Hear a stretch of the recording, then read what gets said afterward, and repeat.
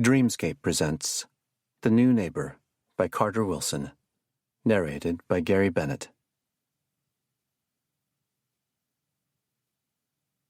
Hush, a body in the lake takes more weight. I'm not looking for revenge. I love this place. James, Hush. The Day I Broke. June 2nd, 2018. Baltimore, Maryland. I thought I couldn't handle another minute in the funeral home, but this church is worse. My wife doesn't belong here. 34 years old, and the count stops there. Her biological clock runs backward now, ticking decomposition. I try to push away the thought of her face being anything other than radiant and smooth, but I can't do it anymore. I can only picture it collapsing in on itself, a pumpkin rotting in the sun. "Daddy, your tie." I look down. Maggie points at my neck, her fierce blue eyes gift-wrapped with streaks of red. Easy to tell when she's been crying. "What?" "It's coming off." I reach up, touch my clip-on, find half of it coming out of my collar. I jam it back in, doubting it'll stay. I neither own nor know how to fasten a proper tie, so I had to go to a department store to find a clip-on for my wife's funeral. What an experience that was. Holly was 2 days dead, and I had to stagger into a Macy's and endure the glossy smiles and empty-calorie banter of the staff, just so I could look acceptable at the service. "Thanks," I tell my daughter. I realize she's missing her other half. "Where's your brother?" "He wanted to stay outside." "What?" "Can I go outside too?" she asks. "I don't want to be here." None of us wants to be here, love. Last place on earth we want to be. But right now it's where we need to be, at least for a little while. I place my palm on her 7-year-old head. Jesus wept. This is brutal.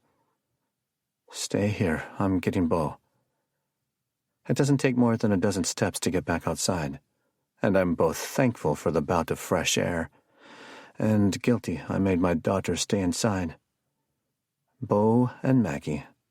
Twins, but couldn't be less alike. Sun and moon, water and sky.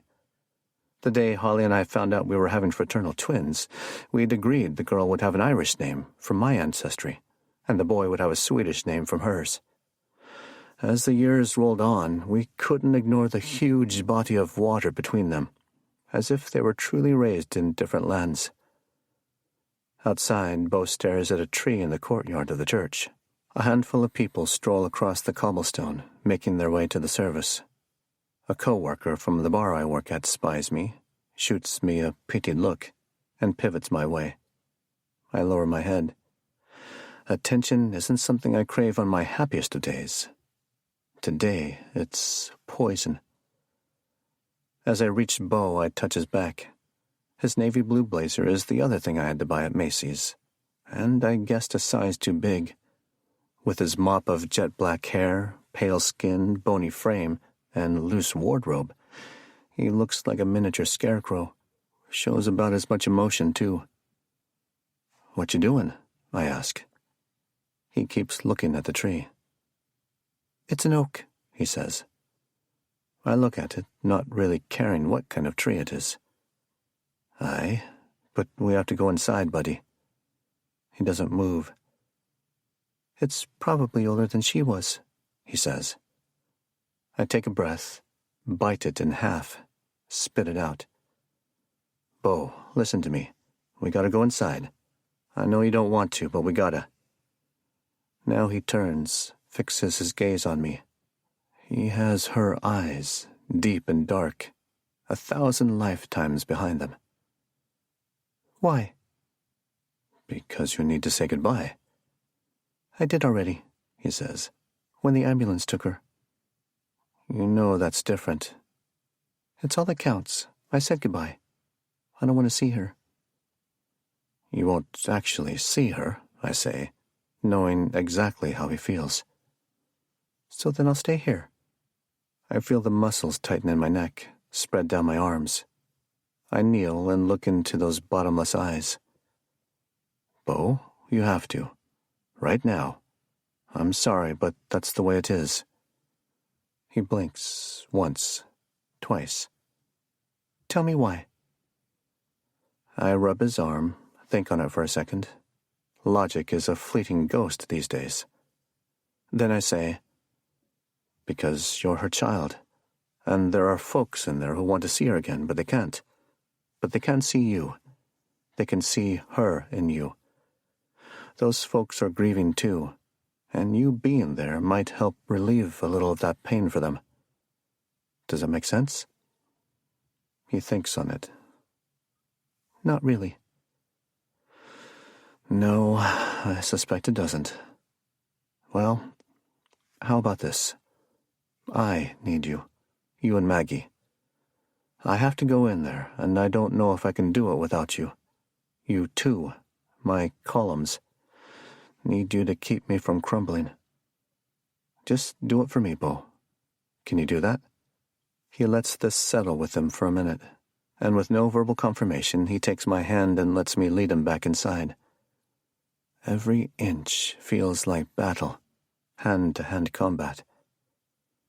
The next hour comes and goes in intermittent bursts of clarity, like driving through rolling fog. There's the surface, not quite what I want or expect, but how am I to know what to want or expect? I say a few words to the congregation, mumbling them mostly, then do a reading from King James. I choke up, look away from the Bible, and spot Da there in the front pew. My father flew in from Dublin just yesterday. His gaze so hard, willing the strength for both of us. And he gives me this little nod, the slightest thing. But it helps. Da and I know about death. I sit down. A few more readings, I don't recall who or what. The priest says words I've heard before at the services of others who are much older than Holly. Hearing these words, my brain comes up with the word widow. No, that's not right. Not widow. Widower. That's it. A sudden, irrational flash in my mind. I'm at a cocktail party.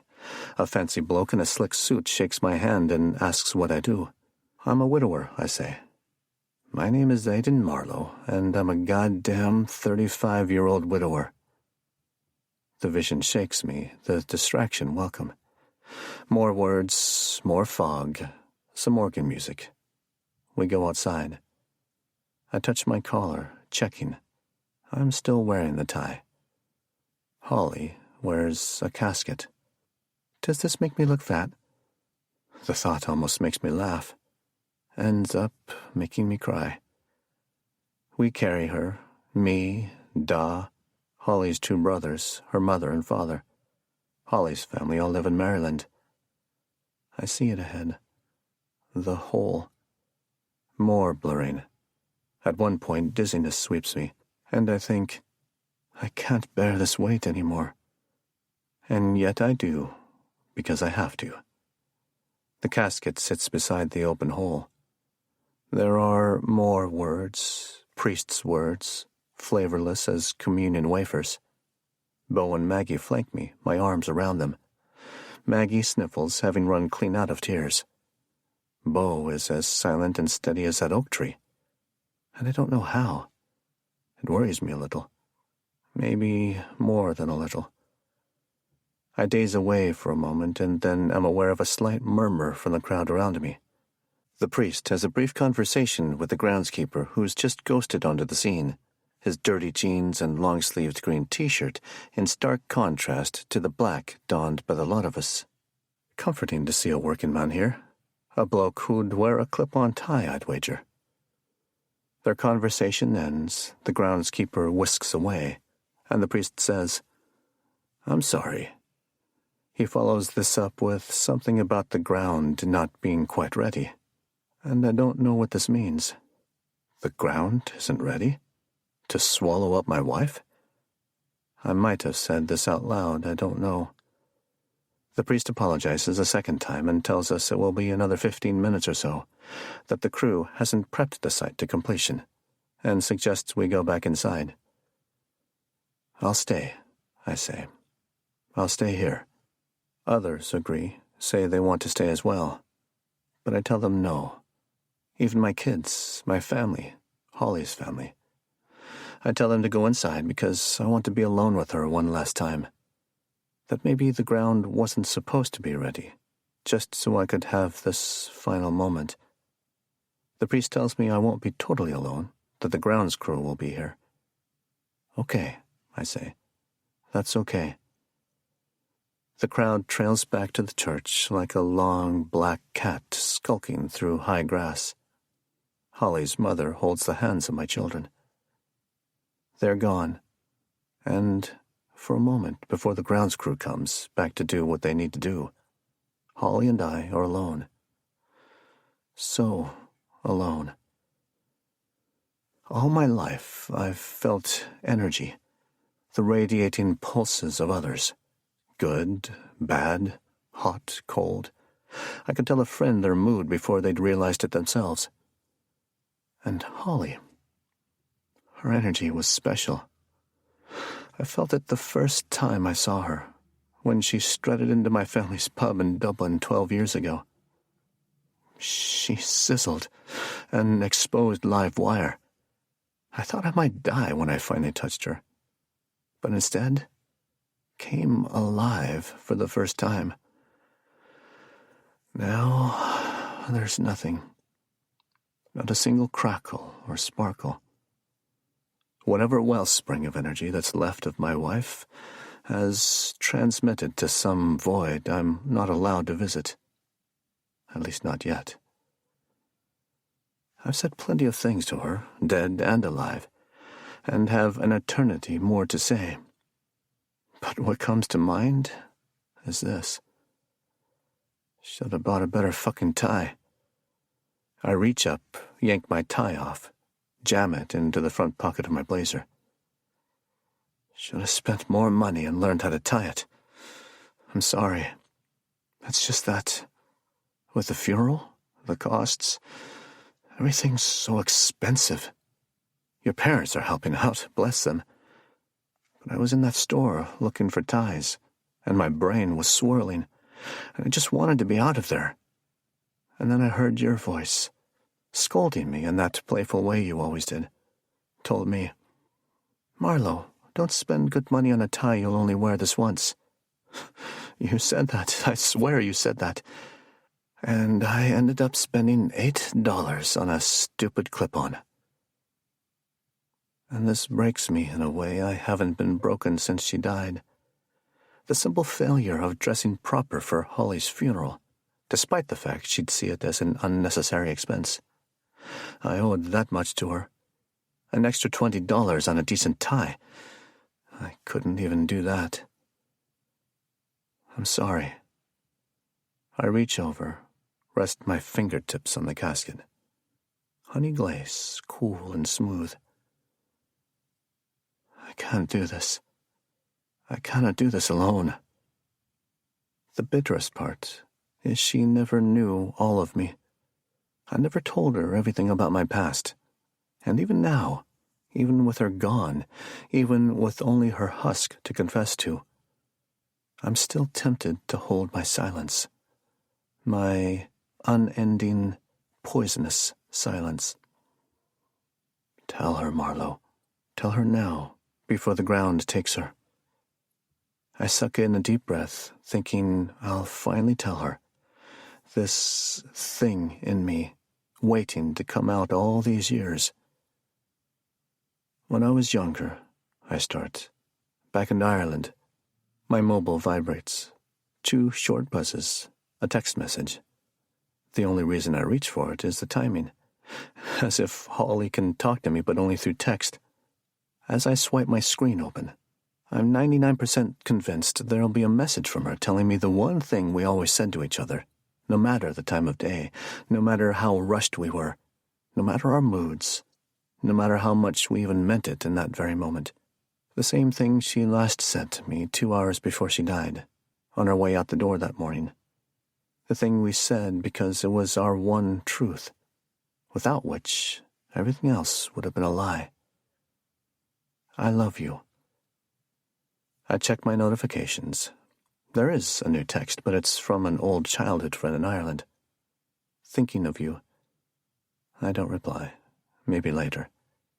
My gaze sweeps over all the older texts. So many unread. Later. Then, for no reason other than how my synapses decide to fire in this moment, I look at one of the other unread messages, one I receive twice a week, every Wednesday night and Saturday night. The Powerball numbers. With a Pavlovian lack of thought, I click on the message, hardly aware my other hand still rests on my wife's casket. These are throwaway texts, discarded in seconds. A few times a year I might have 2 numbers match. In years of playing, I've had 3 numbers match only 4 times, despite playing twice a week. I've spent countless dollars playing the same numbers on Powerball for years on end, yet by a shit tie for Holly's final day of rest. God damn me. The text is familiar, with one exception. Powerball, 5/30/18, winning numbers. 1, 5, 8, 10, 14. PB 22. 1 winner. Annuitized $60.4 million cash. Lump sum value, $29.8 million. Official results at Powerball.com. The numbers. The fucking numbers. They're mine. A jolt of electricity bursts through my fingertips, the ones resting on the casket, travels up my arms, into my chest, up to my brain. It's Holly's energy, I think. One final pulse of it. Then a sound, like a tree limb snapping clean from a towering oak. I look to my left, to the only tree nearby. An oak, a solid twin for the one Beau fancied in the courtyard. Its limbs all intact. The sound doesn't repeat. Part 1. 1. 2 months later, Barre, New Hampshire, Day 1. A light summer breeze kisses my earlobes as I stand in the driveway, taking in my new home, wondering if it's real. 1734 Rum Hill Road, Barre, New Hampshire. I blink, questioning everything. Is she really dead? Did we really leave Baltimore and move to some town we've never heard of? Did I really win $30 million? Before taxes, the universe answers. Car doors slam, fast footsteps. It's huge, Maggie says, her voice behind me. This is ours? Aye. Beau's voice is less enthusiastic. We don't even have enough furniture to fill one of the rooms. I keep staring straight ahead as I answer. Guess we have some shopping to do then. Figure your shit out, Marlowe. Holly said these words to me once. We were freshly married, living in Baltimore, and I was debating what to do after I got my green card. I wanted to go to school, study the things I'd never had a chance to. But I also needed to keep working because her salary alone wasn't enough. We were in bed, and I was running through all the scenarios out loud when she punched me in the arm and, with her signature I'm only half kidding grin, said, Figure your shit out, Marlowe. It's her voice I still hear telling me these same words, and her tone isn't half joking. It's deathly serious. In those words I hear, Don't screw up our kids. Don't let the money change you for the worse. Make a difference. Own who you are. Figure your shit out, Marlowe. Let go. I'm not certain I'm capable of any of these things, but I knew I'd be stuck had the kids and I remained in Baltimore. So I made my best effort at one item on the list. I let go. I shocked our system, shocked it thoroughly. And now, standing here in a hot August breeze, the air of which feels nothing like Baltimore, that shock ripples through me. I can either spend the rest of my life second-guessing all my decisions, or I can move forward and do the best I can to create full lives for myself and my children. It's easy to say I choose the latter. But I know me. I'll always be tempted by the former. The past is your true first love, the one that broke your heart more than all the others. And, despite all your lingering feelings, remains the one you can never get back. Not ever. 2. Rum Hill Road. My gaze sweeps back and forth over our new home. Holly and I scraped by during our years together, paying barely more than the minimum on our credit cards. Now I just bought a mansion in cash, and the world continues to run through my fingers, slippery and surreal. I found the house online myself, scrolling through listings when this one seemed to jump right off the laptop screen at me, bold and fierce. A faint hum and the sound of tires creeping over asphalt. I turn and see an ocean blue Tesla coming to a stop next to my car. The door opens and my realtor, Christy, pops out. She opens her trunk and unearths a gift basket, which she uses both hands to carry over and offer to me. "Look at this," I say. "Lovely. Thank you." The basket has an assortment of treats that the kids will feast on, including some chocolate bars with the picture of a dog on it. "What's Tooley's?" I ask, reading the name on the wrappers. "Local grocer," Christy says. "You'll be spending a lot of time there. If you want organic, that's the place." She reaches into the basket, and I catch her scent. I know that smell. Working in bars all my life, I suppose I know every type of human scent in existence. Her perfume is expensive, intoxicating, and just tipping the scales toward desperate. She pulls a bottle of Merlot from the basket. "Hope you like red," she says. "I wasn't sure." "Just fine," I answer, suddenly having thoughts of whiskey. "You have glasses?" she asks. "We could have a toast." She gives me a look, a kind I've seen before, maybe more than a few times. That subtle eagerness, the nuanced flirtation that could easily be denied were it to be called out. Back in Baltimore, I worked at one of the poshest bars in town. I know how to interpret languages, especially those that are unspoken. "All boxed up, I'm afraid." Maggie's voice rings out like a sentry spotting an advancing army. "Dad, come on! It's locked and we can't get in." "Coming, love." I cradle the gift basket and make my way to the door, Christy and her bottle of wine in tow. I set the basket on the porch and reach for the keys in my pocket, which were just given to me at the closing. These keys, they shine. I step up to the front door, a beast of a thing.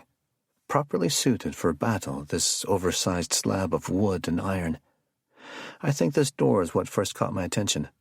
It's the door of a castle, meant to keep the barbarians on the outside.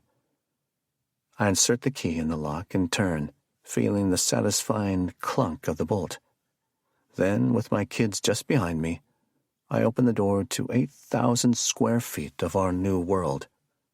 The door swings open, and I step inside the silent, cavernous foyer for the first time. Bless me, this energy. It's not the change in air pressure from the outside to within. No, there's a charge here I'm attuned to, and maybe I'm the only one. It's heavy and heady, a Bordeaux of tingles. The history, the weight of time, it's all here. This house, only built in the 1980s, feels ancient. I have a sudden desire to know more about its past. "Wow!" Mags exclaims, scurrying around me and running through the massive foyer. Bo chases her, letting out a little squeal and cracking a smile that's been all too absent on his face. They beeline for the massive wooden staircase and rush up to the second level. I'm not even sure their feet touch the steps. Christy's voice floats over my shoulder. "How does it feel to finally be inside?" I tell her the truth. Like it isn't real. Like it isn't ours. "I saw you sign the papers at the closing." She steps up next to me and folds her arms. I can assure you it's very much yours. I turn to her. You said the last owner just abandoned the place, but I never heard the details. She shrugs, keeps her gaze forward. Not a lot of details to give. Logan Yates, investment banker in his 70s, just left the house one day and never came back. Did they presume him dead? Is that why it went to his son-in-law? Actually, the house was already in the son-in-law's name. The name on the title was changed about 5 years ago. Peter Ainsworth. I met him at the closing. Slick and refined, good-looking in an almost supernatural way. Not a lot of smiles, or, I intuited, a lot of happiness. Maybe the former owner didn't die, I say. Maybe he was running from something. I don't have all the details on the family. I'm sorry. Then Christy changes the subject. When does the moving truck arrive? There is no truck, I say. What? The things that are important to us are in the car. Everything else, we'll buy new. She turns and smirks at me, a glint in her eyes that might just be the afternoon haze. You said you were in the restaurant business? Do you own a chain? I'm a bartender. A small laugh, laced with disbelief. You must be a hell of a good one. I haven't told Christy the source of my wealth. I don't tell anybody this if I can avoid it. All Christy knows is I'm a recent widower from Baltimore, looking to start a new life for my family in a safe community with a good school system. I'm pretty damn good, I admit. Well, if you ever want to make me a drink, I'd be happy to give you my opinion. A sigh wells up inside me, and I release it louder than I mean to. Her expression changes. I guess that's your answer. Look, sorry. It's just that... She holds her hand up. No, I'm the one who's sorry. I wasn't thinking. She looks to the ground and shakes her head. You just strike me as... As what? A puzzle. I guess I wanted to know more about you, Aiden. I resist telling her again to call me Marlowe. It's not that I hate my first name, but I much prefer my family name. Trust me, I'm not that interesting, I say, which is the perfect comment to usher in an awkward silence. After a few beats, I add, but I will need help filling this house up with a few things. Do you have any idea how I do that? She smiles. I can get you in touch with some interior designers. They'd love to decorate this place. A completely blank slate. Those last 2 words hit me in a way I didn't see coming. As the shrieks of my kids swirl from upstairs, and as I sweep my gaze through my brand-new, empty house, I repeat the words in my head. Blank slate. That's what I am. Here in Barrie. A chance to start from scratch. Blankest damn slate there is. 3. The first time I won the lottery was when a girl named Holly walked into my life. She was €1,000,000 wrapped in the smallest package of a girl, her smile bigger than her waistline. I was 23, Holly a year younger. I hadn't yet gone to university, instead agreeing to help with the family business. The help I gave was pouring drinks at Marlowe's, the Dublin pub my parents poured all their money and souls into. I grew up on the lower side of lower middle class in the Irish capital's outskirts. Unlike many of our neighbors, our family was small. I only had one sibling, my brother, Christopher. Christopher was 14 when he died. I was 15. Ma and Da first owned a music store, selling instruments to the serious intended and renting them to school kids who were forced to try to learn them, either by their school or their parents. The music store didn't work out, but my folks loved to drink as much as they loved music, so a year after Christopher's death, they managed to put enough funds together with some friends to buy a run-down pub and turn it into our namesake. As I turned 18, my father asked if I'd be willing to work at Marlowe's a couple of years before university, just long enough to help them get profitable. I'd had my mind set on being an English major, having a love of literature that developed unassisted from anyone else in my family. Figuring English wasn't likely changing much in a couple of years, I'd agreed. One more week became one more month, and so on. 5 years passed, and I might have stayed forever had Holly not walked through Marlowe's front door. She was on holiday with her parents and brother, a tour of the UK and Ireland. It was late afternoon in a heavy summer, and Holly came in all alone. I can't even guess how many people I'd seen walk into the pub over the years, and once in a while I'd get that stronger tingle of energy from some. Didn't matter, man or woman. Some people just radiated in a way I could feel, as if they had something extra to offer the world. Holly? She crackled. She sat at the bar and ordered a Guinness. "It's my first time in Dublin, so I wanted to have an authentic experience," she'd said. "I thought a Guinness in a local pub would be a good way to start." Her American accent was gentle and unrecognizable. Definitely not Texas or New York, the ones I could identify the easiest. I poured her a draft and placed it in front of her, catching her scent along the way. Like flowers, brand new to the world. And her eyes, dark but gleaming. Sounds mad, but she seemed to glow. That little girl sitting alone on the bar stool was bigger than anyone who'd ever occupied that seat. "What's happened to your eye?" she asked, pointing to a fresh bruise. "That's the real authentic Irish experience," I replied. "Sometimes people need to be told to leave the pub, and they don't like that." "Do you like to fight?" "Who likes to fight?" She shrugged. "I think some guys do. Helps them work out issues they can't express through other emotions." I didn't reply that she'd just described me, but somehow she knew. From that first moment, Holly wasn't a person I could hide from without serious effort on my part. There's only one thing she never knew about me, the thing I couldn't even tell her while she slept in her casket. After commenting on my eye, she pointed at the scars on my arms. "You get those fighting too?" Something like that. Years later, I would confess to her the 4 white scars on my arms were self-inflicted. That each year until I turned 20, I'd take out an X-Acto knife on the anniversary of Christopher's death and slice my flesh open. One wound was worthy of stitches, the rest less so. None were as large as the one on my shoulder, the one made by a different X-Acto blade. "You must like trouble," she'd said. Then Holly pointed at the tattoo on my forearm. "That's a Ouroboros." "Aye, you sure like pointing out things on my body." "What does it mean to you?" She sipped her Guinness, which painted her with the creamy mustache. "That everything's a circle," I answered. "A circle and a cycle. And behind it all, a reason. It's a truth I wanted to believe so much I'd had the circular image of the snake eating its own tail inked on my forearm 3 years earlier.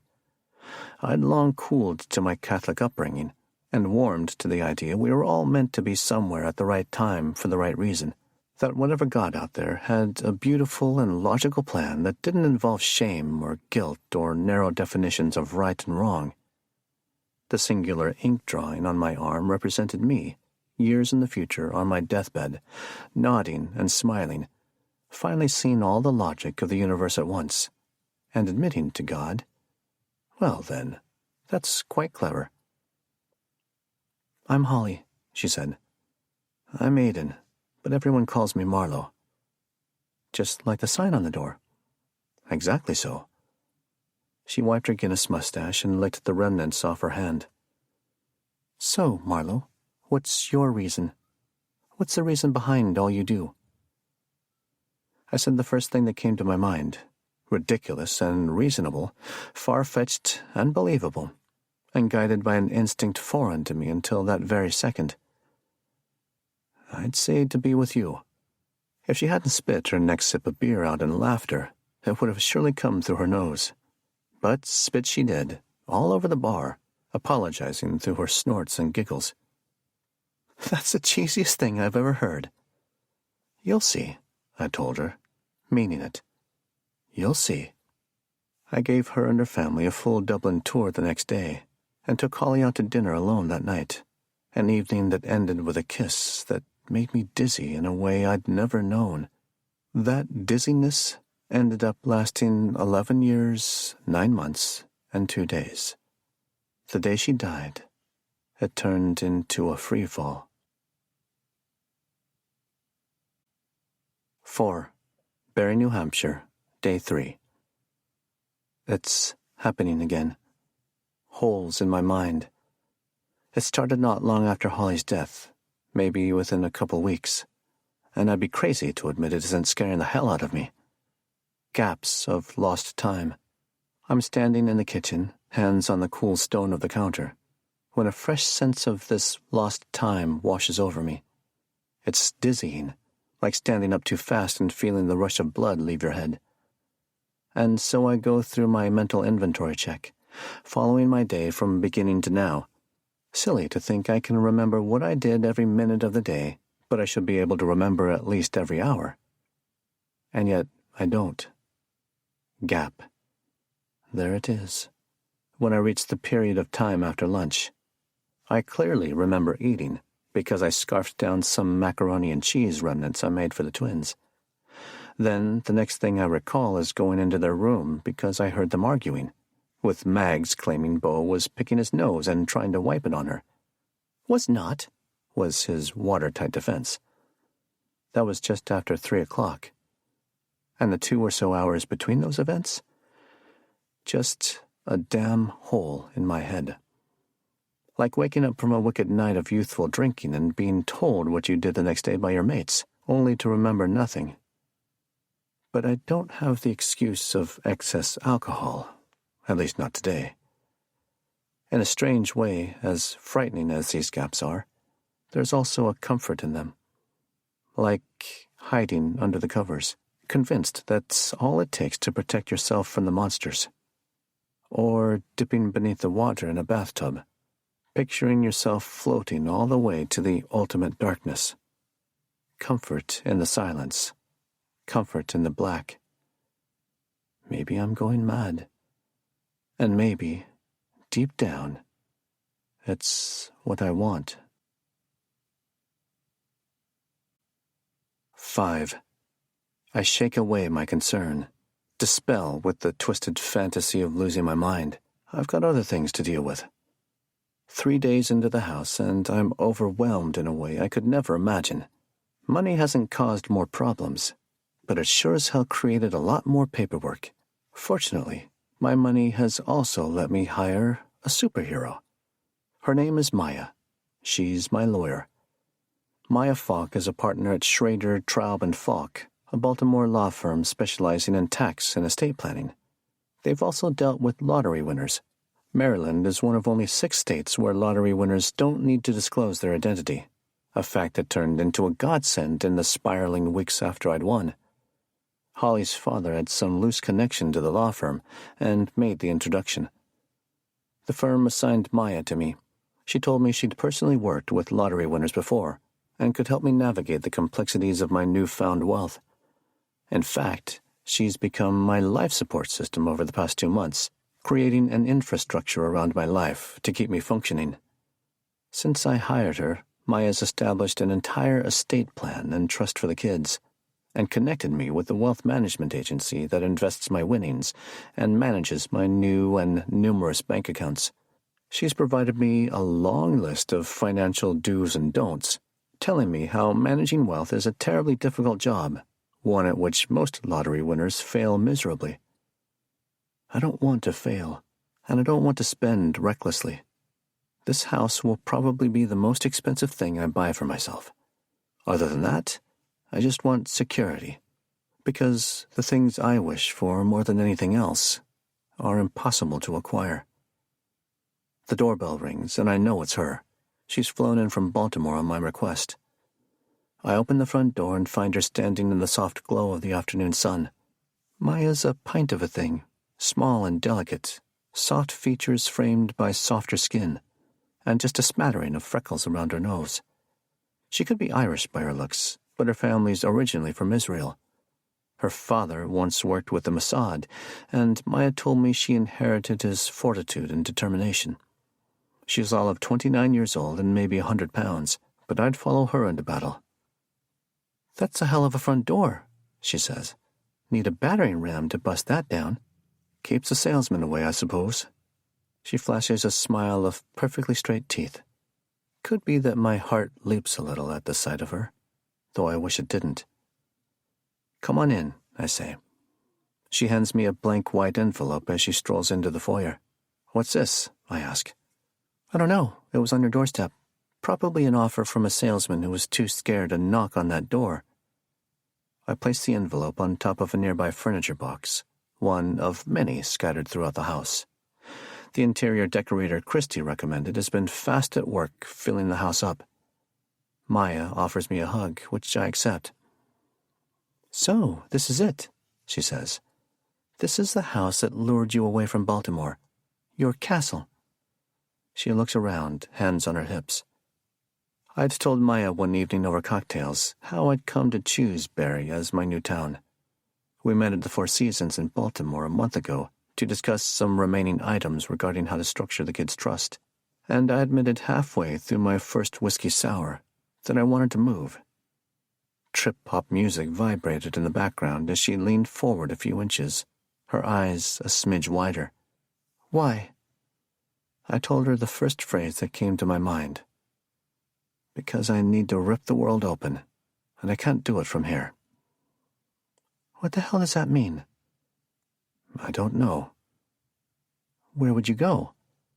I polished off that drink in one gulp and told her about the moments after I found out I'd won the lottery. That cracking sound. Then, standing there by Holly's casket, after the groundskeeper resized the hole in the ground, after the others filed back out and stood around me, as I watched them lower her into the ground, how I couldn't get one word out of my head. Barry. It looped there, over and over. That word ricocheted inside my head in the days and weeks that followed, like a bat trapped inside a house. Barry. On an impulse, I searched the word online, finding thousands of results, none of which resonated with me. Then it occurred to me to try the words Barry Town. And that's when I found it. Barry, New Hampshire. Population 7,000 souls. I fell in love with it immediately. It checked all the boxes: small, safe, excellent schools, scenic, and, as I soon discovered, very expensive. An hour outside Boston, Barry was a haven for wealthy hedge fund managers and tech gurus. I knew it was within my means to add lottery winner to that list. As I told all this to Maya over drinks that night, she strained under the effort not to roll her eyes. "So you chose Barry because you thought you were destined to be there because of its name?" I was about to hedge my answer, but decided I didn't need to be anything but honest with her. "Yes, exactly that." She took a moment, composing her thoughts. Finally, she asked, "And even though your kids have their grandparents in Baltimore, and their school and their roots, you're just going to up and move?" No hesitation on my part. "Yes." "Well then," was her only answer. She clinked my glass in a wordless toast, and we carried on from there. Now, in my house, Maya's presence holds a sense of relief for me. Not quite a castle, but bigger than anything I could have imagined owning, I tell her. I'm not even sure I've been in each room yet. She walks through the foyer into the staircase, where she runs her fingertips along the sleek wood railing. "It even smells rich in here." "Is that what that is?" I say. I never had any context for it. A rustle upstairs, and seconds later Maggie and Bo come tearing down the hardwood steps. "Take it easy," I say. "Wouldn't be much fun tumbling down those." "When can we get the TV hooked up?" Bo asks. "You said we'd do it this morning, and now it's already after lunch." Mags's face hovers over her brother's shoulder, eyes wide and hopeful. "First things first," I say. "Can you say hello to Maya?" They turn and give a half-hearted hi in unison, not even asking what Maya is doing in Barry. They've never said more than a handful of words to her. "We'll do the TV in a bit," I tell Bo. "Maya and I have to talk first." Bo gives me his typical stare. Blank face, expressionless gaze. "There's nothing to do here. I don't think any other kids live in this whole town." "It's been 3 days," I say, "and you haven't made much effort, have you? Ride your bikes around as long as you stay on this street. Maybe you'll find some other kids." "It's too hot outside," Maggie chimes in. I feel the familiar rise of frustration and try to push it away. "How about you explore this big house and tell me if you find a room you hadn't already discovered?" "Not likely," Bo monotones. "I explored everything the first day." "What's your favorite part of the house?" Maya asks. Bo barely looks at her. "It will be the TV if we ever get it installed." "That's enough, Bo," I say. "You can be bored, but you can't be rude." "I wasn't being. I found blood." All heads turn to Maggie. "What?" I say. "It's not my favorite part of the house," she says. "It's in the room that smells." "What room?" "I'll show you." Maggie scampers. We follow. She leads us down the long corridor branching off the foyer into the study. I've been in here exactly once before. It does smell. The faintest lingering scent of cigar smoke, yet unmistakable. The empty room is surely larger than the master bedroom of our Baltimore apartment, with a row of 6-foot-high windows looking out onto the front lawn. The wall at the far end of the room is comprised of nothing but floor-to-ceiling empty bookshelves, which is where Maggie now crouches. "Over here," she says. I walk up to the shelves, these towering skeletons. Even from several feet away, I can see the wear of time in the white paint where volumes once sat. I wonder what the former owner liked to read. What was he passionate about? Did he sit here at night, smoking a cigar and reading a thriller? Or was he a man of the classics? Or perhaps the books just sat there to make him appear learned, and actually all he ever read were the daily financial reports. "Down here." Maggie points at the back of the lowest shelf, and I have to kneel to reach her. Sure enough, there are some dark droplets and streaks. Not many, so she must have really been playing the investigator while exploring the house. The stains are on the back of the shelf, behind where the books themselves once stood. "Why do you think it's blood?" "I don't know," she says. "What else could it be?" Maya leans down and looks, examining with a squint. "Moths," she says, straightening. "They leave brown marks. I get them in my garage at home. Disgusting." I look again, this time closer. "No idea," I conclude. "But these shelves need a good going over with a paintbrush anyway." I stand. "We'll add it to the list." Maya asks, "What's on the list?" "Anything and everything." I turn to her. The list grows by the day. Things that have to be done, things I want to do.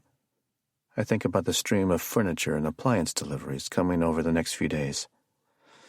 It's a bit overwhelming. It would have been easier not to move at all, Bo says. That's enough. I've had this argument with him before.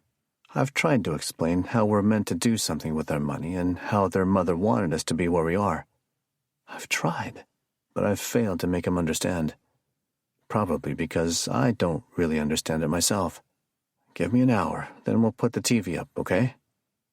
Bo blinks. Just put me on your list. Then he turns and walks out of the room, his sister trailing. This kid. Maya and I spend the next hour sitting at a brand new rustic farm table in the kitchen, going over legal agreements. Her presence, her expertise, stabilizes me. At some point in life, everyone dreams of swimming in money. No one realizes, once winning, how easy it is to drown. She's only staying one day and has arranged accommodations at the Oak Street Inn, a local bed and breakfast with all of 5 rooms. She agrees to come over for dinner tonight, which I tell her will be pizza delivery, since I'm still in the process of buying kitchen equipment. It seemed such a romantic notion to only pack what was most essential and what we could fit into our car when moving here, donating the rest of our apartment's contents to charity. In reality, it's a huge pain in the ass. Plastic forks and paper cups occupy a speck of the space in my voluminous kitchen cupboards. When we're done, I walk Maya out and wave goodbye as she drives away.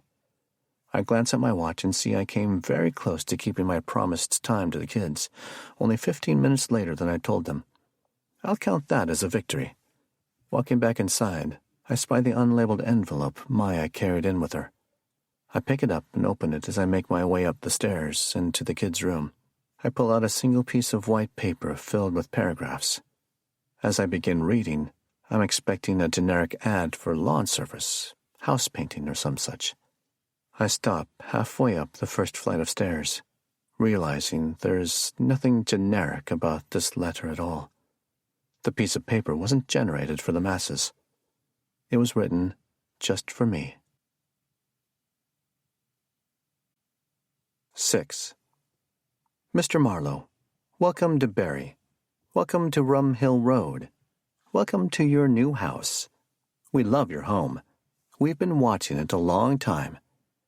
Question: did you know that winning the lottery actually increases your chances of suicide? The numbers must really skyrocket when you also take into account a freshly dead wife. It must be a struggle. We can only imagine the effect it all must be having on your little ones. If you're feeling lonely or stressed, don't expect the people of Barry to be of any help. They're a nasty bunch. Maybe they think you don't deserve to be here in Barry, or in this beautiful house. Maybe they think you should go back to Baltimore. But we don't agree. We think you should stay right in this new house of yours. In fact, we insist upon it. Don't think about leaving. This house needs you. We'll be in touch soon. With anticipation, we who watch. 7. I race back down the stairs, cross the foyer, yank open the front door. My hand clutches the letter as I scan the cul-de-sac, peering into the yards of the few neighbors I have. I look for any cars parked on the street. None. I hear nothing, not even the warble of a bird. Silent as grass growing. I shut the door, lock it. As disturbed as I am by the letter, the emotion I feel isn't fear. It's not even anger. It's rage. I've always had this reservoir of rage, shallow beneath the surface, into which I easily tap. Triggers, a psychiatrist told me long ago. You have more triggers than most people, Aiden. You're angered by a disproportionate amount of things. But more than anything else, your anger is most likely to be released if you experience or anticipate any kind of loss. That's most likely a result of your brother's death at such a young age. You can't keep it all bottled in. You have to talk, Aiden. You keep it all in a ball inside you, and you could experience PTSD, or even a dissociative disorder. I don't want to remember those sessions, certainly not right now. A smug doctor who Daw thought would cure everything. I went 4 times, then told everyone I was fine. I am not fine. Not then, not now. The kids. I run back upstairs, past the 2nd floor and up to the 3rd.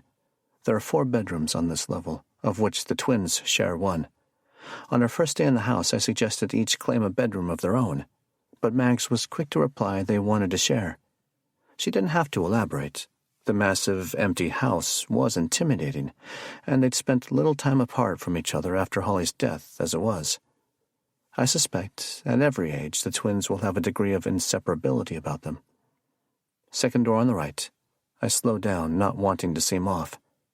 As I turn the corner, I see them each occupying their space in the bunk bed that just got assembled yesterday. Bo's thumbing through a comic book. Maggie, to the best I can tell, is playing with her feet. Okay, I say. Who wants to help install a TV? They both bolt upright. Maggie is the first to notice something's going on. You're sweating, she says. Stairs take getting used to, I say. I walk over to the window and look out. Their room faces the backyard, a sprawling tapestry of mature trees, bushes, hedges and flowers, the varieties of which I couldn't even hope to name. Hell, I even have a pond. Movement near the back corner of the fence. I squint to make it out, but then a figure emerges in full view. A man. Jeans, long-sleeved white t-shirt, wide-brimmed hat. He carries garden shears, which he uses to start trimming a hedge. "Hang on," I tell the kids. "Where are you going?" I'd answer, but I'm already halfway down the stairs, through the living room, kitchen, the covered back porch, into the backyard, across a lawn groomed to cemetery standards. The air is thick with humidity, heavy enough to stick a straw in. Suddenly I remember, at the closing, Peter Ainsworth saying something about a gardener, a man who'd worked at the house a long time, and that he could keep doing the grounds work if I wanted. I slow my pace to a brisk walk as I approach the man, the sweat now threatening my eyes. He stands and holds my gaze, the shears in his right hand. He's dark-toned, his face ashed by stubble, and he wears the skin of a man who spends all his life outside. He looks 50, but is probably a decade younger than that. The name comes to mind. "Carlos?" "Yes," he nods with vigor. I stop a few feet short to extend my hand. He moves the shears to his left and shakes my hand with his leather gardening glove. Strong grip, snake-like. "I'm Marlowe. I just bought the place." "Yes, I know." The accent is heavy. "Hope he's okay I'm here." Yes, I say, thinking my own accent must be heavy to him. "Perfectly fine. I'd like you and your team to continue working here." "No team," he says, then taps his chest. "Only me." "You do all this work yourself?" Another nod. 15 years. "Bless me," I say. "That's a long time." Then I get to the reason I stranded my kids, yet again. "Someone left a letter on my front porch today. Did you happen to see who it was?" "Letter?" "Yes, a letter. They left it on the front porch. Did you see anyone?" He shrugs. "No, I don't see anyone. Just got here." I consider how long he's worked at this place. "How about ever?" "Ever? You ever see people around the house?" The words of the letter's signer burn in my mind. "We who watch." "Do you ever see people watching the house?" "Watching?" This is going to be painful if all his answers are one-word questions. "Yes, watching," I say. "One person, maybe more." The "we" part of the letter is perhaps the most unsettling thing about it. Carlos squints at me, a subtle way of asking if I'm crazy. I squint back, telling him maybe. Then he shakes his head and says, "No, I see nothing like that." "In all your years here, nothing unusual?" He takes the smallest step backward. "Some unusual, yes, but no one watching." I compensate with the forward step of my own. "What kind of unusual?" "Please," he says, "Mr. Marlowe, I don't want trouble. I just want to take care of the yard. I work hard making it look good for years." "No trouble," I say. "I just want some information." I point back to the house. "I just bought this place, and don't know much about it. I just want to know more about its history." He shakes his head. "I only know the yard." "I'm willing to pay for information," I say. These are words I've never spoken in my life. "You said some unusual things happened here. I want to know what things." Carlos shakes his head. "Not me. I only know yard." "Not you? Then who?" He pauses, lets out the sigh of a defeated man. "My sister," he says. "Who's your sister?" "Abril." Then Carlos looks left and right before leaning in a few inches and lowering his voice. "Abril. She was housekeeper for Mr. Yates." Yates. Logan Yates, the missing man. "For how long?" "Like me, 15 years. "And she has information?" Carlos straightens and shrugs. Many stories. Does she still live in Barry? Yes. Can she come over tonight? Another shrug. Depends. I get it. Would she tell me her many stories for $1,000? He grins, revealing for the first time a missing canine tooth. I ask her. 8. Nearly 7 p.m., and the summer day continues with only the faintest indication of dusk. Maya arrived an hour ago, and before diving into our pizzas, I took her aside and showed her the letter. It's fair to say my lawyer blanched. She had many questions, all the same ones I do, so I had no answers except to tell her the former owner's housekeeper, Abril, was coming over this evening. That maybe she could fill in some details about the history of this house. Dinner came and went in chaos.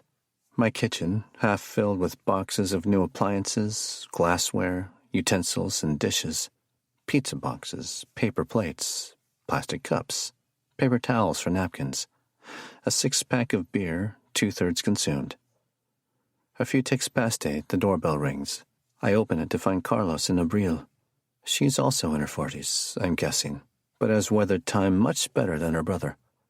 Her bronze skin is, by and large, wrinkle-free, her almond eyes bold and striking, long brown hair pulled back in a ponytail, and an outfit designed for comfort over fashion. Hi, Carlos, I say. He nods. Mr. Marlowe, my sister Abril. I reach out my hand and she takes it. Soft grip, no smile. Nice to meet you, Abril. Hello.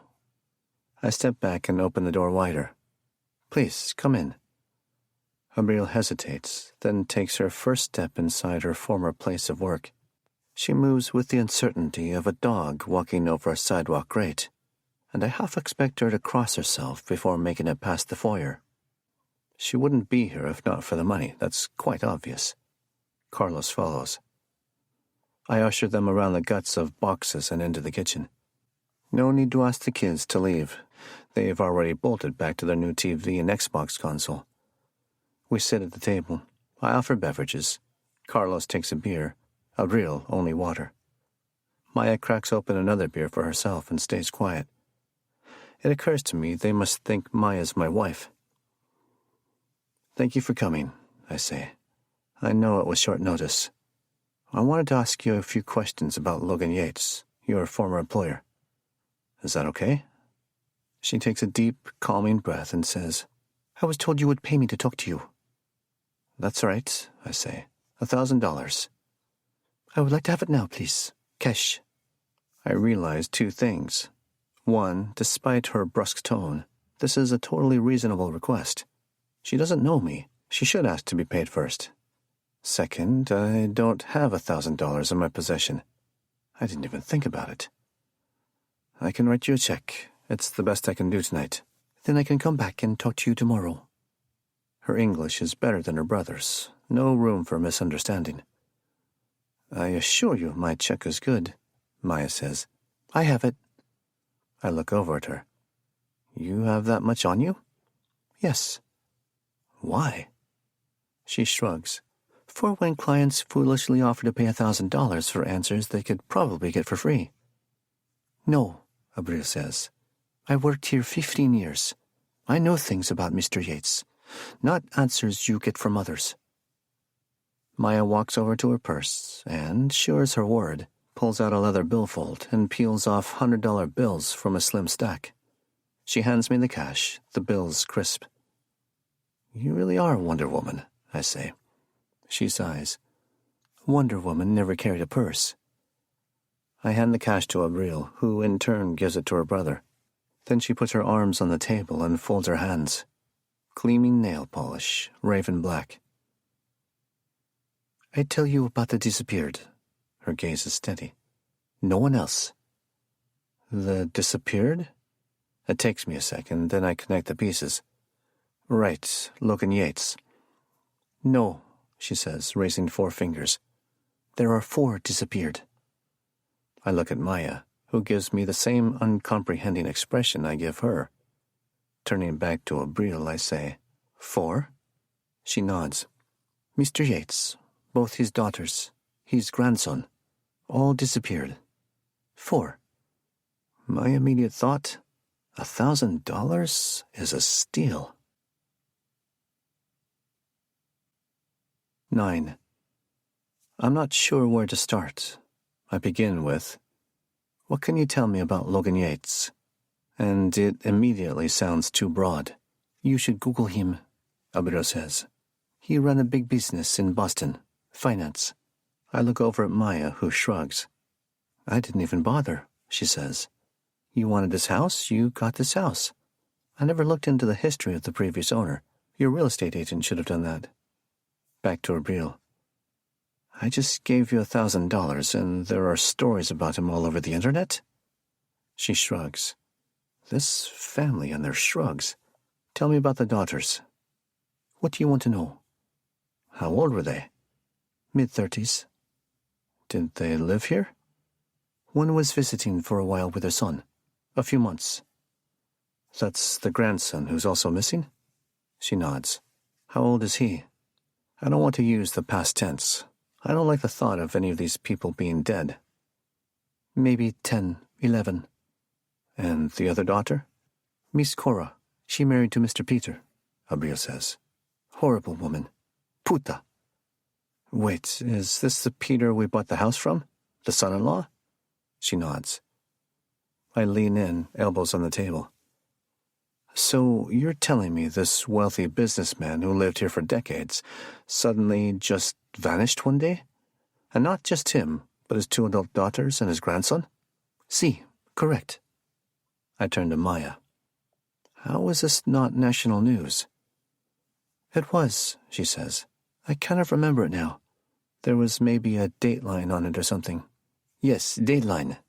It's the first time Carlos has spoken. And some other big TV shows. But just for a little bit. I hadn't heard anything about it, I say. It didn't stay long on TV, Abril says. But here, in this town, people still talking. People always talking. Saying what? Saying lots of things, Abril says. That they ran away from bad people. Maybe people they owed money. That they were murdered. She says this with such a casual air. Who knows? Maybe aliens took them. No, I say. I think you know. Or at least know more than others. You said so yourself. So what do you think happened to them? She takes her time, maybe for dramatic effect. But then, when she speaks, there's an earnestness to her face I hadn't seen yet. She wants to talk. To tell me what she thinks, if nothing other than to pass some of the weight on to someone else. I was here the night before they were gone, she says. They were here.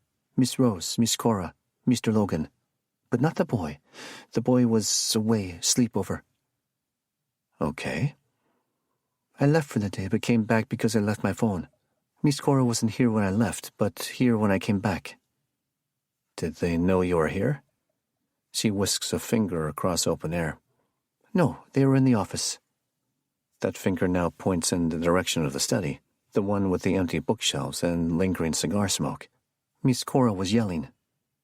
Maya leans in, now very much interested. Yelling about what? I didn't go close, but yelling. You did this, you did that. What we gonna do? So angry. Miss Rose yelled back, Not my fault, your fault.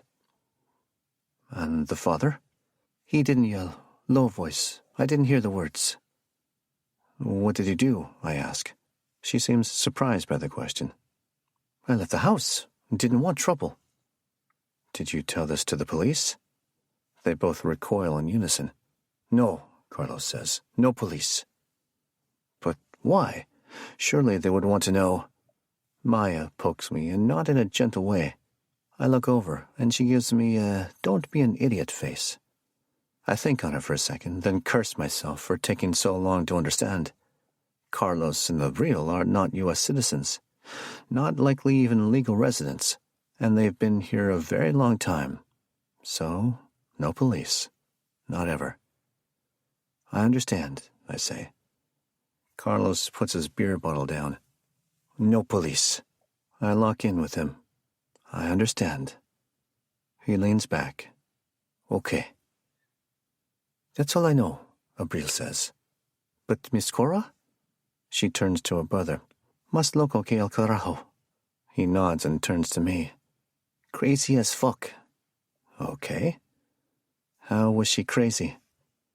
Abril's low lip protrudes as she shakes her head. She gets so angry so quickly. Then real nice, all the time, back and forth. I absorb the information, trying to see how it can help me with the real reason I want to know about my home's history. I go straight to the point. Abril, I got a letter today. I don't know who sent it, but it said they were watching me. Us, my family. Watching? Yes. What does that mean? I was hoping you had an idea, I tell her. In all your years working here, have you ever seen, I don't know, I suppose someone literally watching the house? I don't think so. I don't understand. Can you think of anyone who would want to, maybe try to scare me? I don't even know you, she says. You have enemies? Not that I know of. What I don't tell her is whoever wrote that note also knows about the lottery and Holly. Who would even know those things? But what about anyone who wouldn't want a new owner in this house? Someone here, in Barry. Now she looks at her brother, and in her brief glance, I can tell she's starting to think I may be mas loco que el carajo. Turning back to me, she says, No, I don't know. A thought then occurs to me. If I asked you to come back and work in this house again, would you?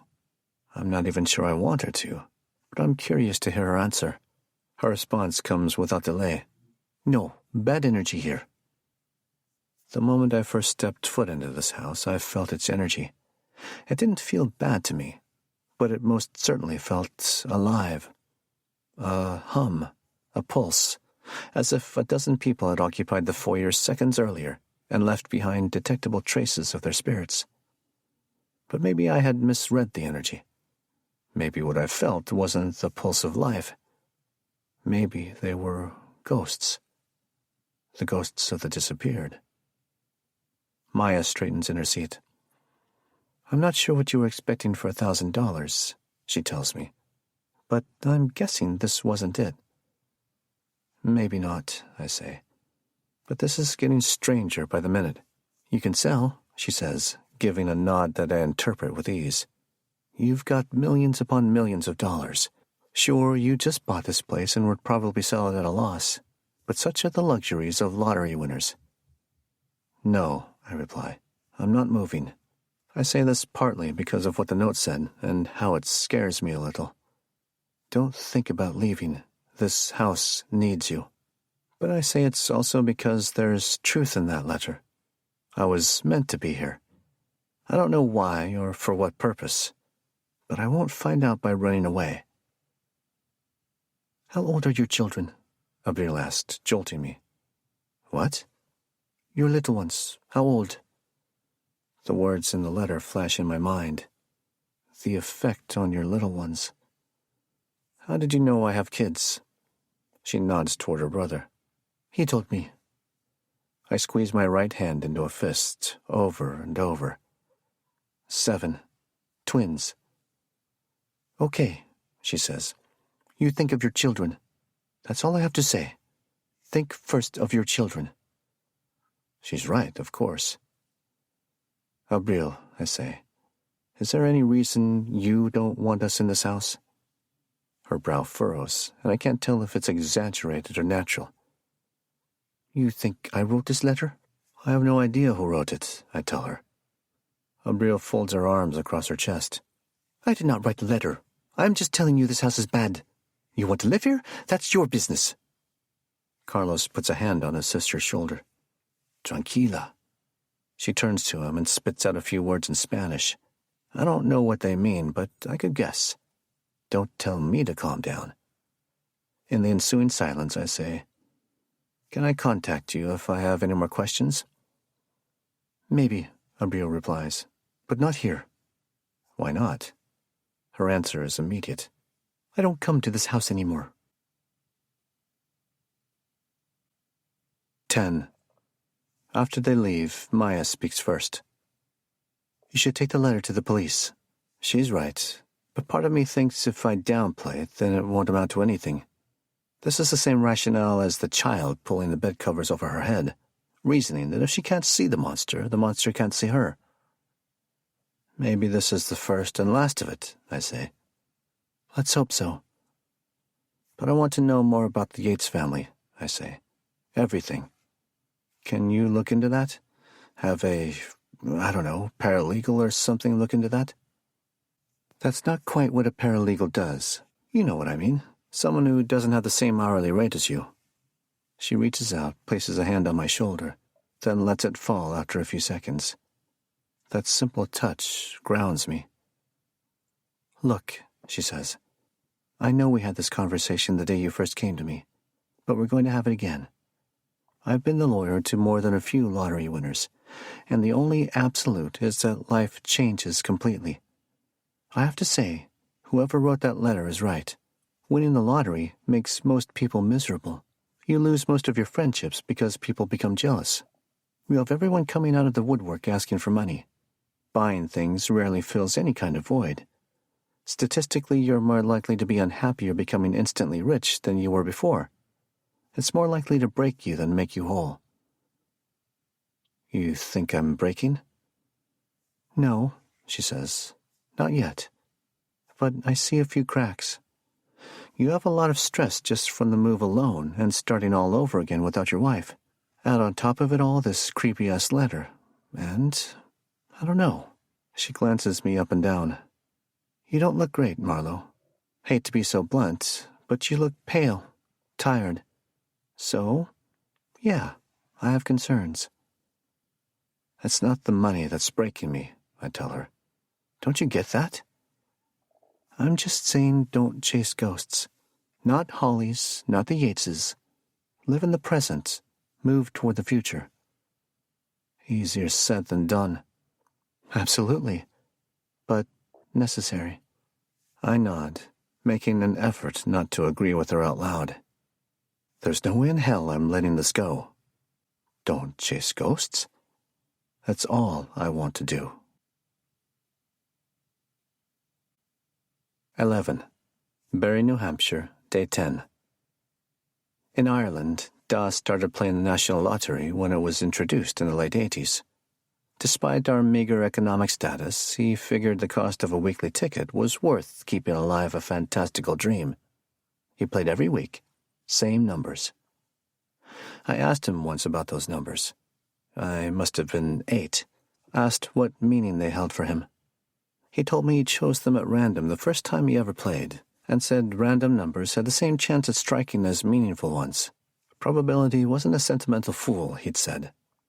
So then I asked why he kept playing the same numbers and not just choose new random ones every time. Are you crazy, boy? He said. What if my first numbers finally won, and I didn't play them? We have to keep the same numbers, always. Probability apparently has a sense of irony. I took up the same habit 2 decades later, after I moved to the States and married Holly. Like my father, I saw it as a minimal investment for a broad swath of hope, infinitesimal as that hope may be. Powerball is $2 to play one set of numbers, and the drawing is twice a week. $4 a week, couple hundred over the course of a year. I figured I'd try it for a few months and stop if any of that foolish hope faded. But Da was right. Once you play the same set of numbers, you can't ever stop. The idea of quitting and then finding out my numbers hit, even if that were to happen years later, was too much to bear. Unlike Da, my numbers weren't random. Not at all. I used my brother Christopher's birthday, May 10th, 1983. Except with Powerball, you can only go up to 69, so I used the month and day. 5, 10. That left me with 4 numbers remaining, 3 more white balls and the Powerball. Christopher died on August 1st. 8, 1. He was 14. 14. He'd joined the local football club the year he died. His jersey number was 22. 22. And I had my numbers. 1, 5, 8, 10, 14. Powerball 22. What was the likelihood that 4 of the 5 white balls would be numbered 10 or less? All the same, Da would say. No matter if the numbers are 1 to 5, the odds are all the same. And what terrible odds they are. I played those numbers as I worked in a string of bars and went to community college in Baltimore, getting an English degree I knew had little chance to spike our income. I played those numbers as Holly worked tirelessly as a social worker for Baltimore's Child Protection Service Department, bringing home equal parts tears and smiles each night. I played those numbers even though we were barely making rent. The Powerball drawing became a fixed staple in our budget, non-negotiable, like food and electricity. Holly, bless her, allowed this, even if I had no good argument in favor. I played them as our twins were born, as we raised them through beautiful and maddening years, through the fights and the laughter, the countless family snuggles in bed, the concerns about Beau, that maybe he has autism and how we would help him, that he's just trapped inside his mind more than his sister, and that's okay, because we are who we are. And those numbers, I played them on the day Holly died. I wouldn't have, because who could remember to do such a thing after losing the one person you've ever loved? But I played Powerball 10 draws at a crack, so I only had to remember to fill in my ticket every few weeks. So those numbers were in play as she volunteered at the kids' school because it was book fair day, and she took a few hours off work to sit in the school library and be the cashier for all the kids buying copies of books about curious monkeys and moon-faced trains. Those numbers were locked in the moment she stood and screamed, grabbing her head as if 1,000 beetles suddenly hatched inside and were eating their way to freedom. In front of her own kids, who had just come in after recess to give their mother a hug, because how cool was it that Mom was at school? In front of 27 little ones and 4 big ones, Holly fell to the floor. One of the big ones called 911, telling the operator a woman needed help, not knowing there was nothing that could help Holly anymore. Not knowing the blood vessels in her brain were as weak as a water balloon baking all day under a hot summer sun, and one of them had finally burst, causing her brain and skull to fill with blood. She was dead before anyone could take our kids out of the room. I played the numbers that day. That was the day they finally hit. And were I to tell people this story, and how few actually know, they would rightly understand why I know my money has a purpose. Maybe the numbers wouldn't have hit had she not died. Maybe they hit only because she died. All I know is there's meaning. Meaning in Christopher's death. Meaning in Holly's. Meaning in coming to Bury, to this house. Maybe there's even meaning to this piece of paper in my hands. I clutch it, knowing it's yet another thread in the mystery of how I'm supposed to move forward in this life.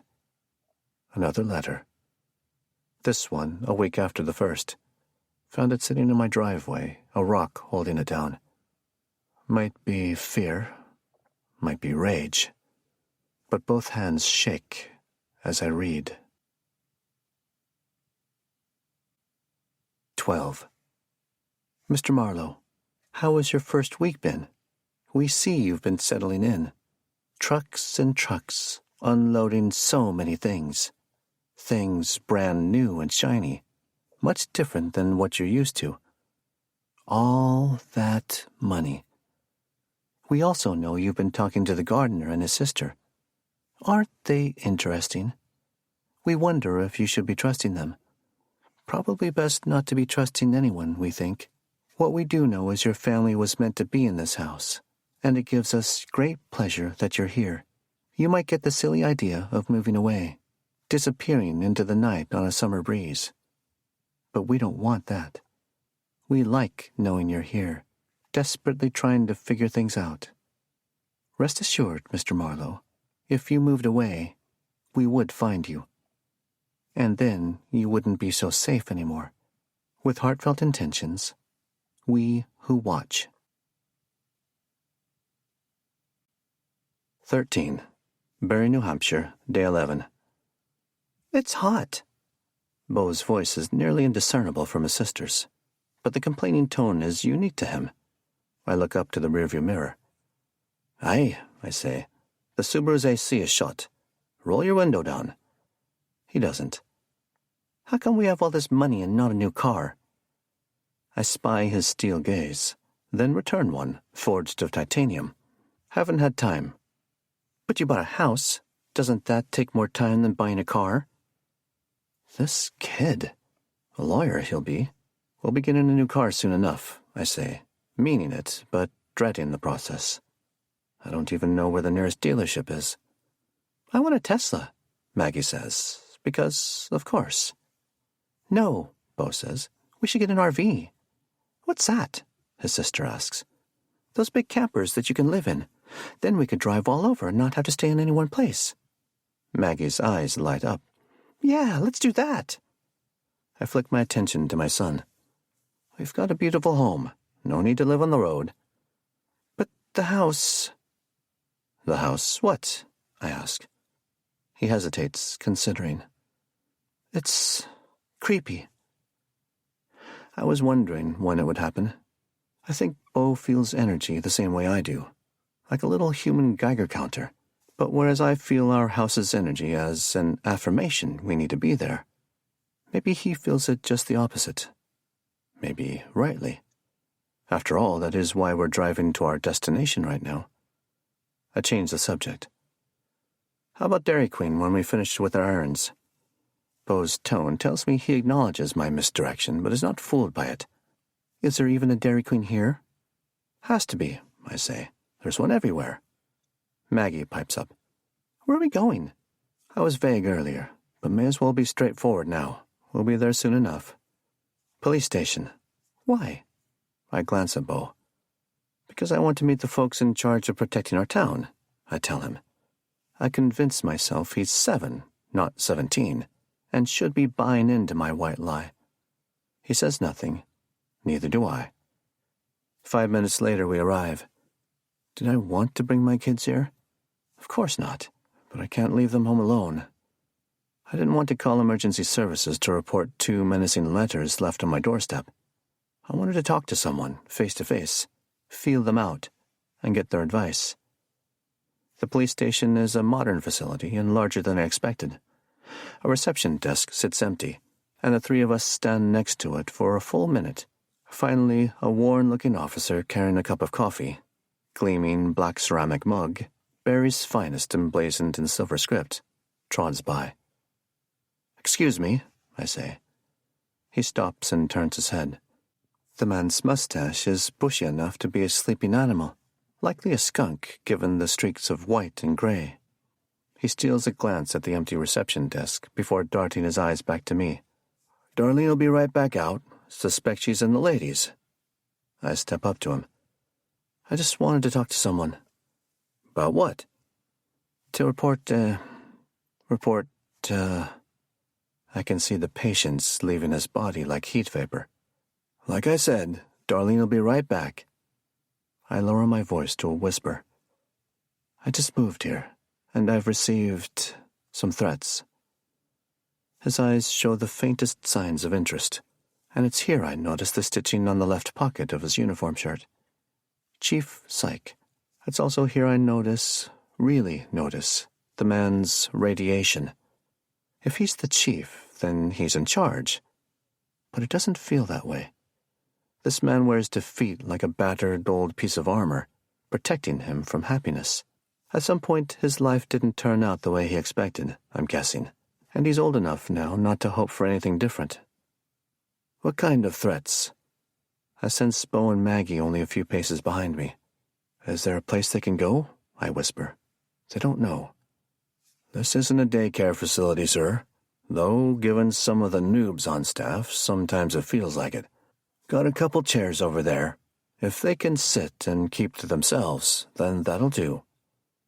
I usher Maggie and Bo over to the chairs and tell them to stay here for just a bit.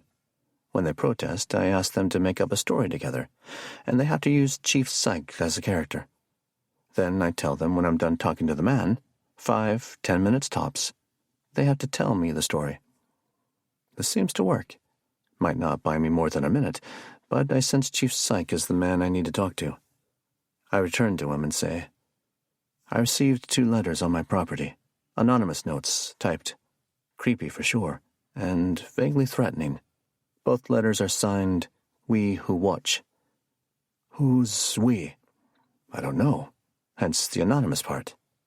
He bristles at this. Do you have these letters? I do. I take them out of my pocket and unfold them. As I start to hand them over, he pivots toward Darlene's desk and snakes a couple tissues out of a Kleenex box. He then takes the letters from me while keeping the tissues in his hands, ensuring his prints won't get on the papers. I should have thought of that. Where are you from, by the way? He asks. Notice the accent. I get this question all the time, but now there's a sliver of menace to it, real or imagined.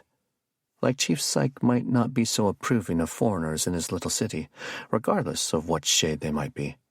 Don't expect the people of Barry to be of any help. They're a nasty bunch. Ireland, I say. You moved to Barry from Ireland? No, Baltimore. I've been in the U.S. over a decade now. He's already scanning the letters. It takes only a minute for him to read both. Holy hell, you won the lottery? I did. I don't want that information spread, if possible. Gotta be a damn lucky son of a bitch to win the lottery. He considers the letters again, adds, though I suppose not if your wife died. I try not to think about luck, I say. About the letters. He looks back down at the pages. See what you mean. Creepy and vaguely threatening. They sure don't want you moving away. Besides that, no specifics on what it is they want otherwise. Like, what's the point? No idea, I say, which is why I'm here. Have you ever seen something like this before? No, can't say I have. You say you just moved here? Just a week or so ago. And where do you live? Rum Hill Road. Based on the twitch of his mustache, this seems to be as interesting as winning the lottery. Whereabouts, Rum Hill? Do you know all the addresses by heart? The ones that matter. I hesitate, only because I know my house is one that matters. 1734, I say. He nods. So, you're the one who bought the Yates house. Thought the name Marlowe sounded familiar.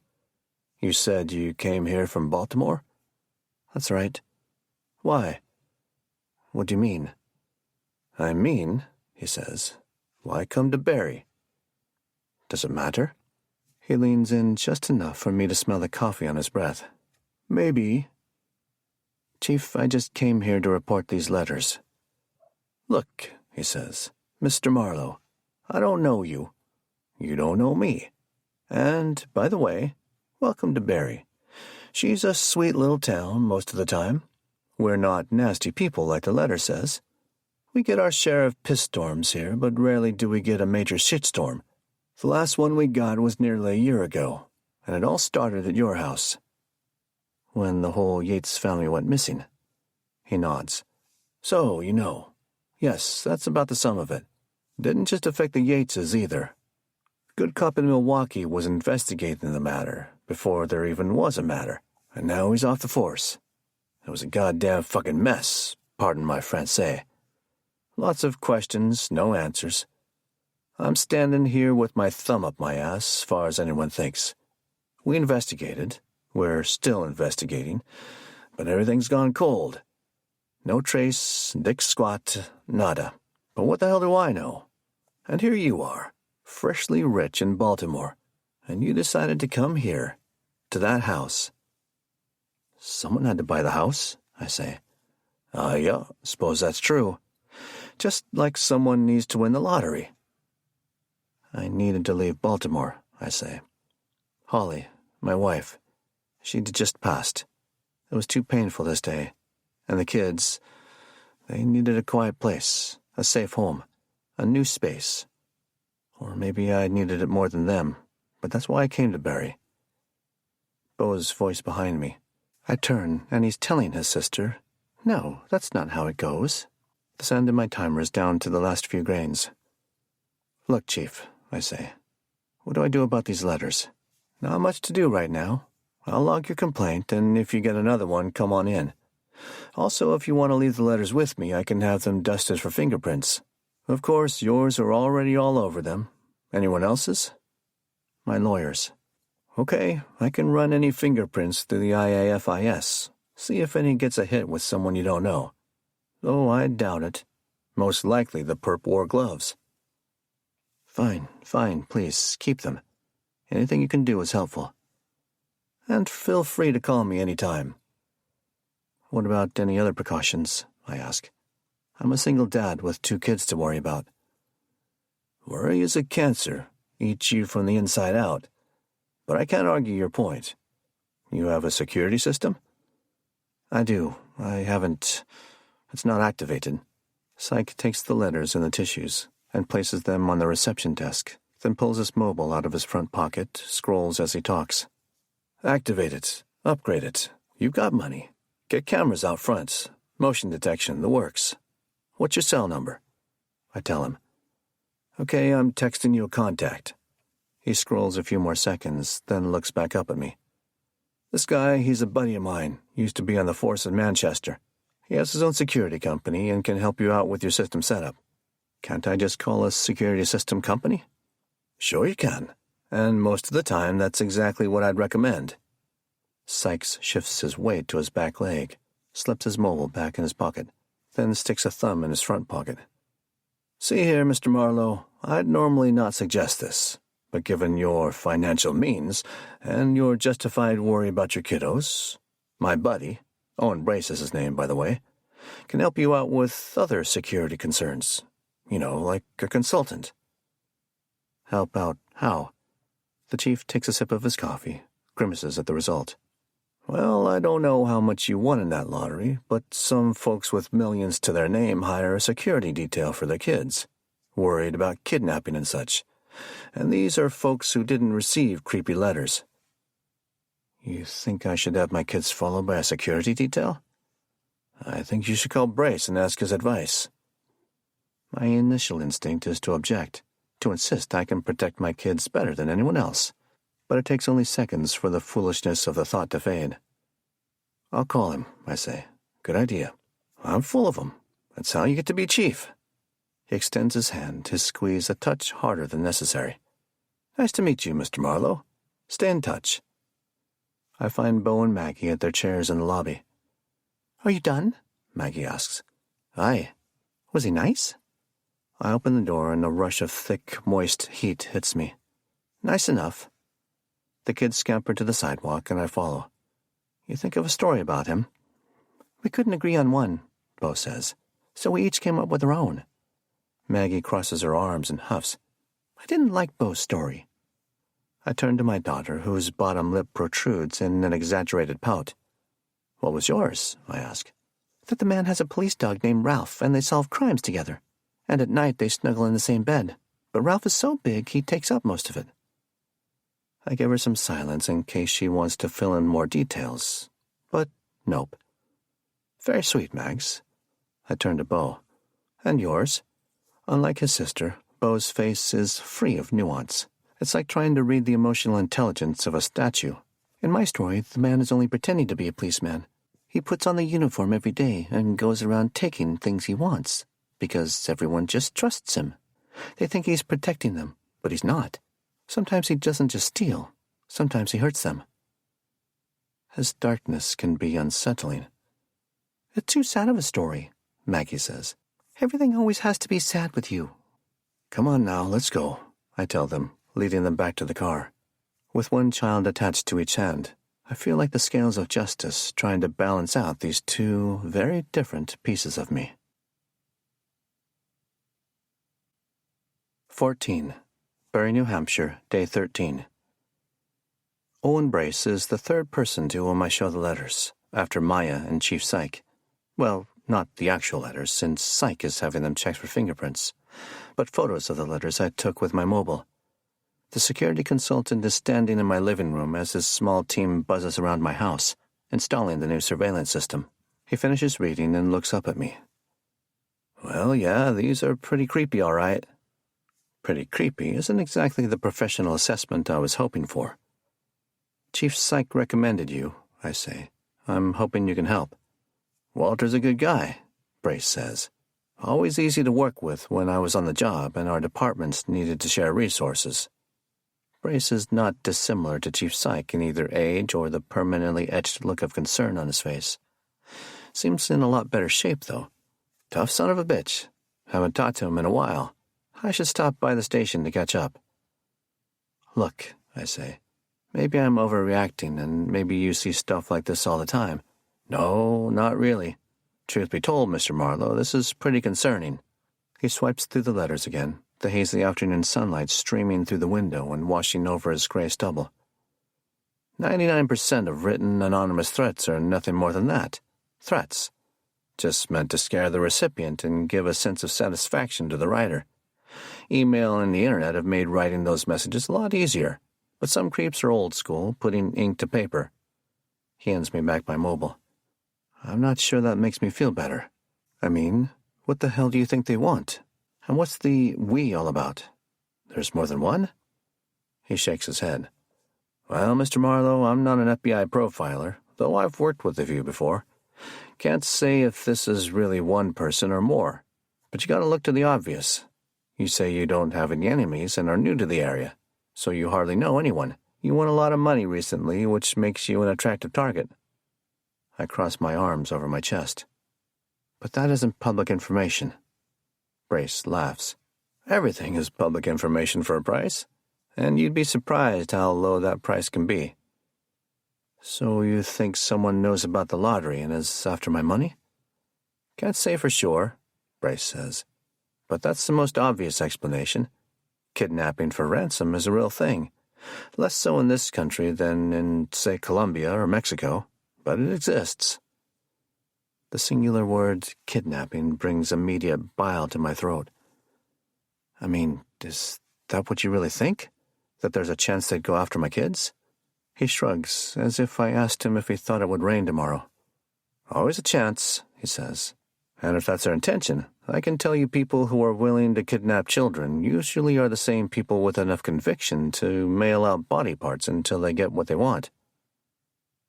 There's no greater struggle than trying to shut down images your brain insists on conjuring.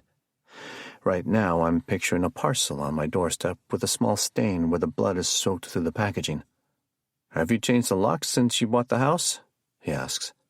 I say. Was done before I moved in. I mean, I know I paid for them to be changed. Then I assume they were. That's good. Brace obviously reads the concern on my face. You need to understand the possibilities of what I'm talking about are very, very slim, he says. I lock into him. But they are possibilities, right? Sure, Brace answers. Sure they are. I can't believe this conversation has taken place. Just a few months ago, I was creating beautifully crafted cocktails for Baltimore's elite. Now I'm the elite one, only I've been sucking down straight whiskey and fretting about my kids being FedExed to me. So do I need to put, I don't know, like security people with them? Can't imagine that. Brace scratches his neck, considers the question. Well, that's really up to you. But if I'm being honest, I'd say a true security detail is probably premature, given what we know about the threat. Kids would hate it, in addition to being freaked out by having strangers follow them around. But I can work with you to create a security plan that'll help make you and the family more aware of your surroundings and be able to identify potential danger cues. I've done this with several other clients, and then I can check in every few days, and we can discuss how things are going and make adjustments as necessary.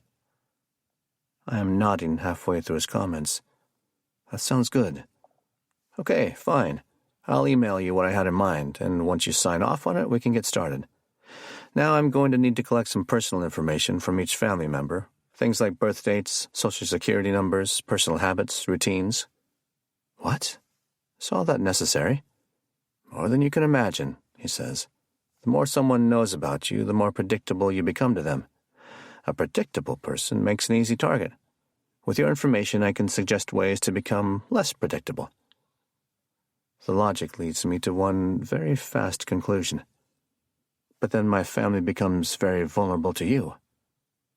He gives me a look that tells me he's heard this many times before. Well, Mr. Marlowe, that's absolutely true. And again, that's going to be your family's decision to make. But I'll say I haven't been in the business in the past 11 years because I betrayed the trust of my clients.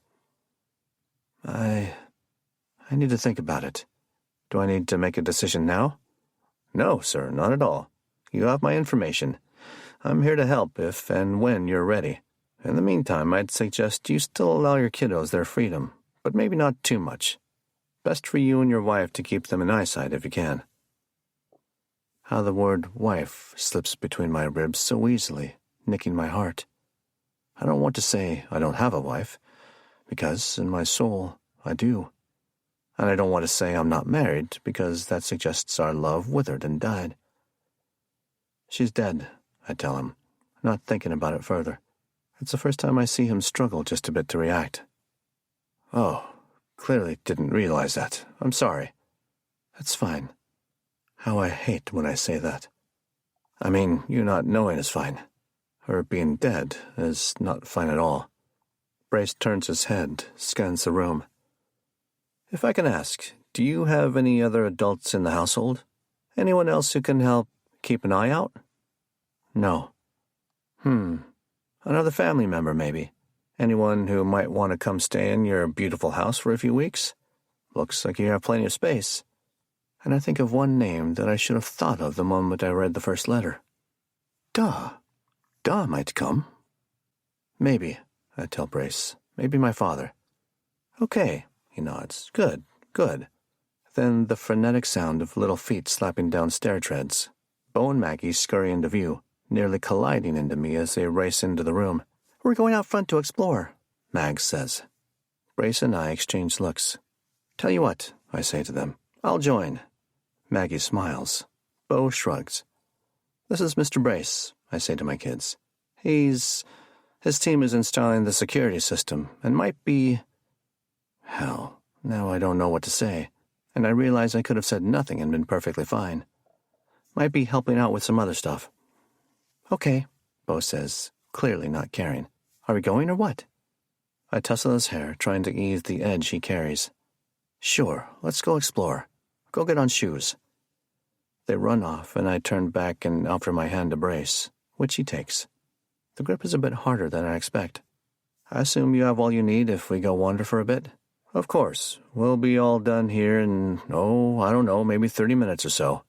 You want us to wait so we don't leave an unlocked house?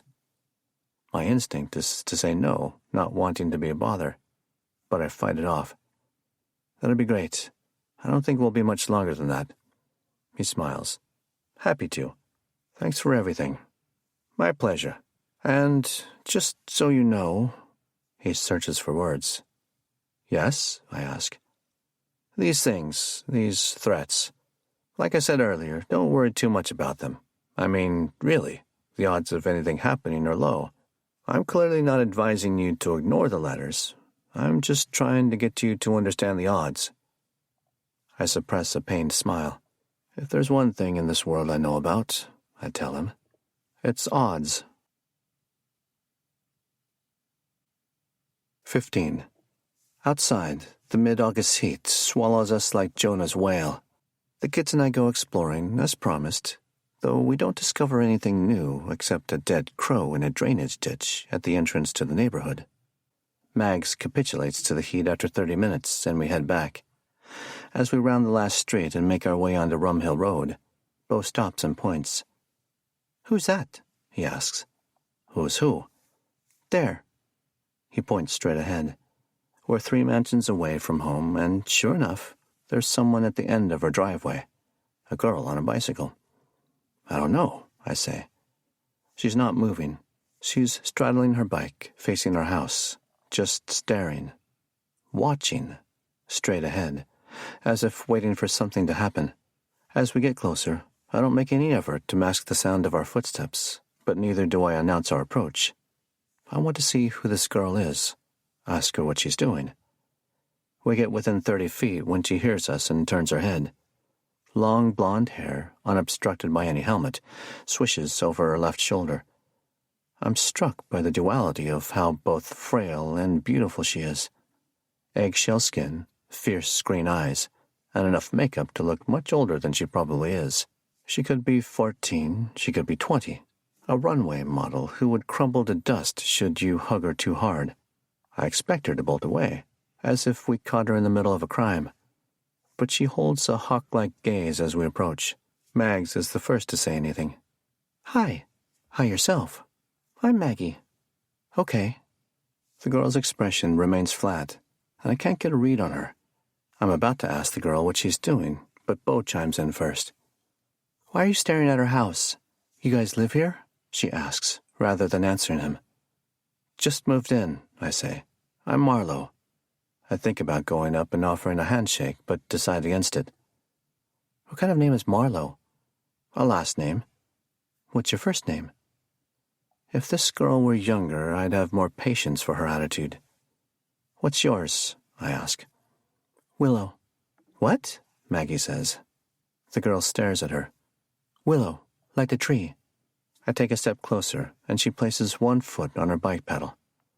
"Well, Willow, I'm Aiden Marlowe, and this is Maggie and Bo. Do you live on the street?" "No, I live a few miles away." "So what are you doing here?" Bo asks. His tone is more rude than curious, but I don't chastise him. Willow looks back at me, and now her expression softens, just enough for me to see a trace of something. Hard to say for certain, but I'd place my bet on sadness. "My grandfather used to live in your house," she says. My stomach tightens. The Yates family has started to take over an inordinate space in my mind, and here is a blood relative right in front of me. "You're Peter Ainsworth's daughter," I say. She nods. "That's right." That means Willow's mother, Cora, was one of the 4 who went missing from my house. Cora, her sister Rose, Rose's son, and the patriarch, Logan Yates. I don't know how to react. I can't imagine what it must be like to have your mother vanish and not even know what happened to her. Would it make you go crazy enough to start writing creepy letters to the new owner of 1734 Rum Hill Road? "I'm sorry about—" I let the words trail, but then realize it's too late. Maggie instantly picks up where I left off. "Sorry about what?" she asks. Willow gives her another look. "Don't you know what happened in your house?" "What do you mean?" "Okay, that's enough for now," I say to Willow, then place my hand on top of Maggie's head. "Nothing happened in our house, sweetie." Willow rolls her eyes so much I can almost hear it. "Where's your mom?" she asks Maggie. "She died," Bo answers. "Damn, how?" "Okay, that's enough," I say. "We don't need to get into our family history here." "An aneurysm," Bo enunciates like he's been practicing for this very question. "Her head filled with blood." My instinct is to tell Bo again that's enough, but I stop myself. Just because it's too much for me to handle doesn't mean it's not exactly what he needs. Willow absorbs this information with more curiosity than empathy. "Well, at least you know what happened to her. My mom just disappeared." This, however, is definitely a conversation I don't want happening in front of my kids. "Willow," I say, "is there something I can help you with?" "No, I just wanted to see the house," she says. "Sometimes I ride my bike over just to look." "Does that help?" Mags asks. She blinks a couple times. "No, not really." Bo takes a step forward, which is downright assertive for him. "Do you want to come inside?" "Definitely not," Willow says. "I'm not going inside there again." "Why not?" Maggie asks. She rolls her bike forward a few inches in Bo's direction. He stands his ground, less than a foot away, peering up at her.